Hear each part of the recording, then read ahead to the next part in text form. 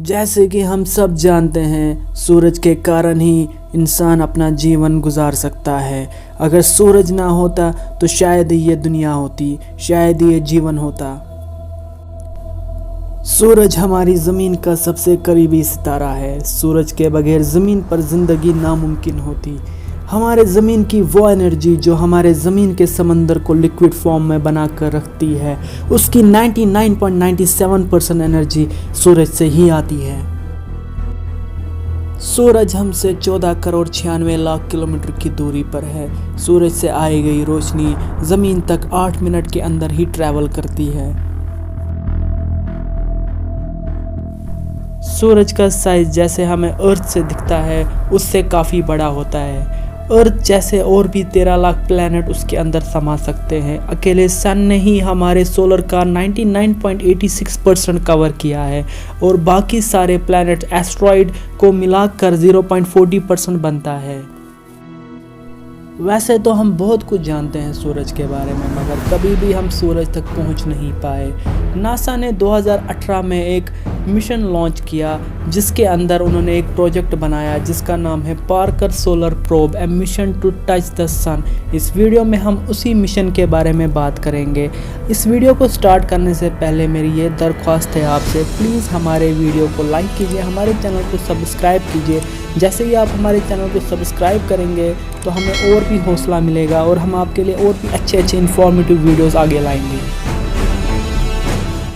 1990 में नासा ने एक प्रोजेक्ट स्टार्ट किया जिसे वो OPSP कहते थे, यानी कि आउटर प्लैनेट सोलर प्रोब, जिसके अंदर 3 मिशंस थे। पहला मिशन था सोलर और वाइटल मिशन, दूसरा मिशन था Pluto and Kuiper belt reconnaissance mission, जिसको चेंज करके उन्होंने प्लूटो कुइपर एक्सप्रेस रख दिया था। थर्ड मिशन था उनका यूरोपिया ऑर्बिटर मिशन, मगर वो आगे जाके सारे मिशन उनको बंद करने पड़े।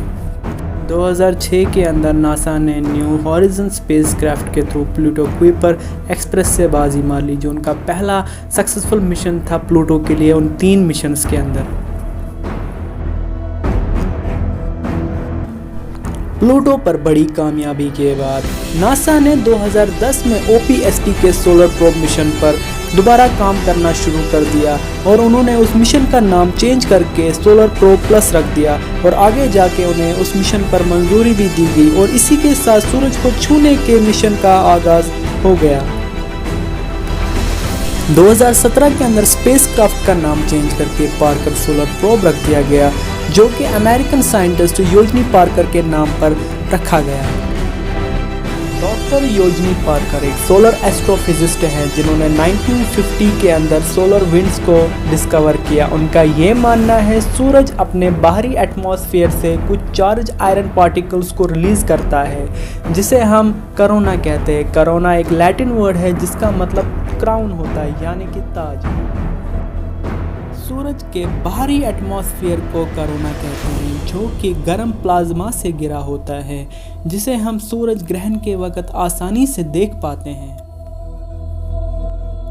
सूरज की निचली सतह यानी कि फोटोस्फीयर का टेम्परेचर 5500 डिग्री सेल्सियस होता है और उसकी ऊपर वाली सतह क्रोमोस्फीयर का टेम्परेचर 4320 डिग्री सेल्सियस होता है, मगर इसके बाहरी सतह यानी कि करोना का टेम्परेचर इनसे 1000 गुना बढ़ जाता है, यानी कि उसका टेम्परेचर 10 लाख से 1 करोड़ डिग्री सेल्सियस तक चला जाता है।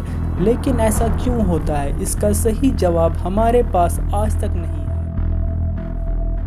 योजनी पार्कर ने हमारे सोलर मैग्नेटिक फील्ड यानी सूरज की मैग्नेटिक फील्ड के पार्कर सफायरो शेप को भी प्रिडिक्ट कर दिया था। सूरज पर इन्हीं बड़ी खोजों की वजह से नासा ने 2017 में सोलर प्रोब प्लस का नाम बदलकर पार्कर सोलर प्रोब रख दिया और पहली बार नासा ने किसी एयर स्पेसक्राफ्ट का नाम किसी इंसान के नाम पर रखा है। पार्कर सोलर प्रोब से पहले भी सूरज की स्टडी के लिए और भी स्पेसक्राफ्ट भेजे गए हैं, जैसे कि यूलियस एडवांस, कंपोजिशन एक्सप्लोरर, एस्ट्यूरियो, हीरोइस ए, हीरोइस बी। इन सब स्पेसक्राफ्ट में हीरोइस बी इन सब से नज़दीकी पॉइंट तक पहुंच पाया था सूरज के। 1976 में हीरोइस बी सूरज की सतह से करीब 4 करोड़ 34 लाख किलोमीटर की दूरी से गुजरा था। यानी मरकरी के ऑर्बिट से भी ज़्यादा पास।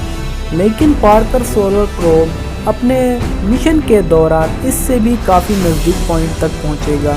नासा के मुताबिक पार्कर अपने 7 साल के मिशन के दौरान सूरज की 60,000 किलोमीटर की दूरी से गुजरेगा, यानी मरकरी के ऑर्बिट से 8 गुना ज़्यादा करीब से।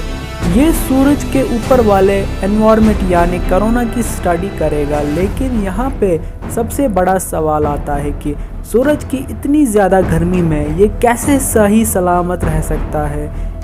सूरज के इतने करीब जाना कोई मामूली बात नहीं है, और इसी बात को जहन में रखते हुए नासा ने इस स्पेसक्राफ्ट को बहुत ही ख़ास तरीके से बनाया है ताकि ये सूरज की गर्मी से खुद को बचा सके।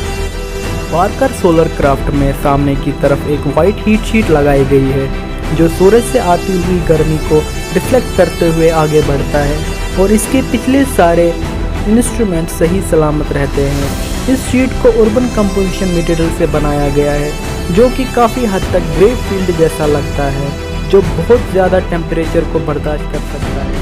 और इसके अंदर कार्बन फोम लगाया गया होता है जो कि बहुत ज़्यादा हल्का होता है, 97% एयर से बना होता है, जो स्पेसक्राफ्ट के स्ट्रक्चर को भी मजबूत बना देता है।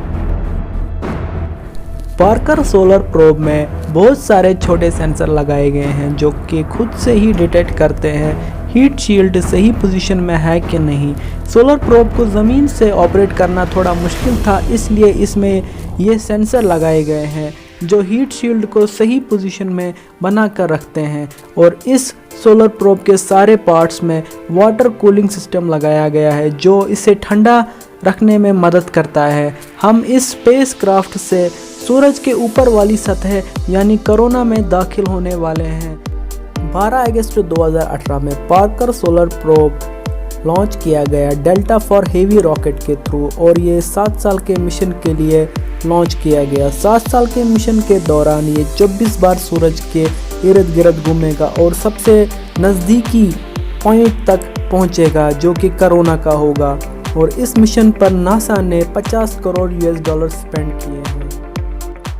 8 नवंबर 2018 को पार्कर सोलर प्रोब ने एक इमेज ली, जिस इमेज के अंदर कोरोना के स्टीम के इर्द गिर्द एक ब्राइट स्ट्रक्चर दिखाई दिया जो कि एक विजिबल स्टार था जिसे हम मरकरी कहते हैं। अक्टूबर 31 से लेकर नवंबर 11 तक सोलर प्रोब ने सूरज का एक चक्कर लगा लिया था और 2020 तक सूरज के 5 चक्कर लगा दिए। उन 5 चक्करों के दौरान नासा ने कुछ ऐसी डिस्कवरीज की जिन्हें वो देखकर खुद भी हैरान हो गए। अगर आप उन डिस्कवरीज के बारे में जानना चाहते हैं तो प्लीज़ मेरे चैनल को सब्सक्राइब कीजिए ताकि जब भी मैं अगला वीडियो लाऊं आपको सबसे पहले नोटिफिकेशन आए। तो आगे की रिसर्च लेके मैं आपके सामने हाजिर होता हूं। तब तक के लिए बाय बाय।